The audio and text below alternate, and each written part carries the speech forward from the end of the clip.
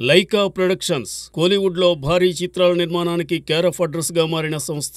అయితే ఇప్పుడది వరుస పరాజయాలతో సతమతమవుతోంది. దాంతో ఈ సంస్థ నుండి రాబోయే సినిమాపై రకరకాల పుకార్లు షికార్లు చేస్తున్నాయి. థింక్ బిగ్ అంటూ చిత్ర నిర్మాణంలోకి దశాబ్దం క్రితం అడుగుపెట్టారు సుభాస్కరన్. రోబో మూవీకి సీక్వెల్ గా ఆయన నిర్మించిన 2.0 సినిమా అప్పట్లో చర్చనీయాంశంగా మారిపోయింది. రజనీకాంత్ హీరోగా నటించిన రోబో దర్శకుడు శంకర్ కు మంచి పేరు తెచ్చిపెట్టింది. దాని సీక్వెల్ లో రజనీకాంత్ కు పోటీగా అక్షయ్ కుమార్ ను శంకర్ రంగంలోకి దించారు. అప్పట్లో అత్యధిక బడ్జెట్ తో తెరకెక్కిన భారతీయ సినిమాగా 2.0 రికార్డు సృష్టించింది. కానీ ఆ స్థాయి విజయాన్ని మాత్రం పొందలేదు. దాదాపు 550 కోట్లతో నిర్మిస్తే 100 కోట్లకు పైగా నిర్మాణ సంస్థ నష్టపోయిందని ట్రేడ్ వర్గాలు తెలిపాయి. 2.0 రూపంలో లైకా ప్రొడక్షన్స్ కు భారీ పరాజయాన్ని అందించాడు దర్శకుడు శంకర్. అయినా ఆ సంస్థతో అతని అనుబంధం కొనసాగింది. తాజాగా అతను అదే బ్యానర్ లో చేసిన భారతీయుడు 2 సైతం భారీ పరాజయాన్ని మూటగట్టుకుంది. ఇది కూడా దాదాపు 250 కోట్లకు పైగా బడ్జెట్ తో నిర్మితమైంది. ఇదే కాకుండా ఇటీవల కాలంలో లైకా ప్రొడక్షన్స్ సంస్థ నుంచి